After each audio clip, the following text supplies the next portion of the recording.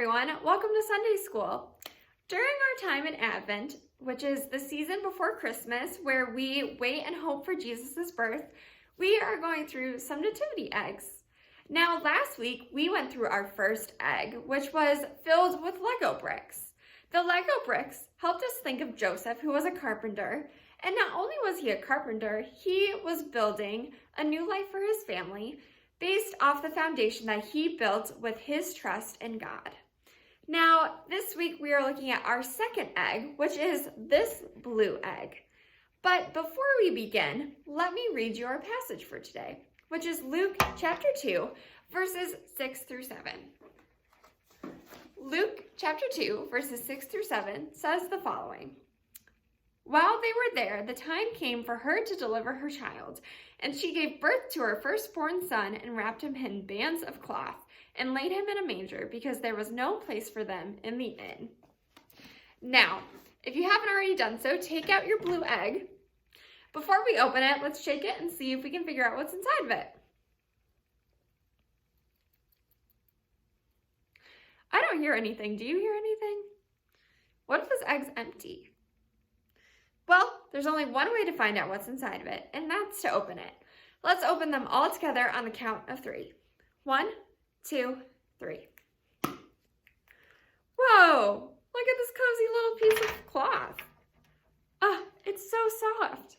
Feel it. This reminds me of my favorite blanket that's at home.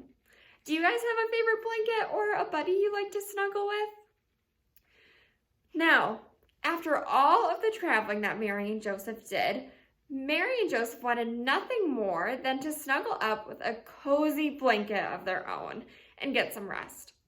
But when they got to Bethlehem, the city was bustling, and there was hundreds of other travelers there with them as well.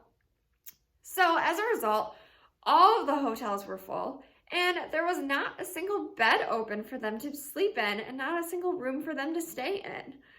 So eventually, an innkeeper, out of the kindness and generosity of their heart, or maybe just pity, gave Mary and Joseph room in his stable. Joseph set to work gathering straw to make a bed for Mary soon thereafter, and I bet that bed was a little bit itchy and not the most comfortable, but they made it work because soon thereafter, among the animals, Jesus was born. Have you ever held a new baby before? Maybe it was a baby brother or sister or cousin or friend? Adults, what's it like holding your baby, niece, nephew, or godchild for the first time? I know when I held my niece for the first time, I felt so much joy and love for her. After wrapping Jesus in a warm blanket, Mary and Joseph did what many new parents do. They stared in amazement at this little tiny baby that they had just brought into the world. I imagine them whispering to one another about their hopes and their fears of their new bundle and wondering what he would become.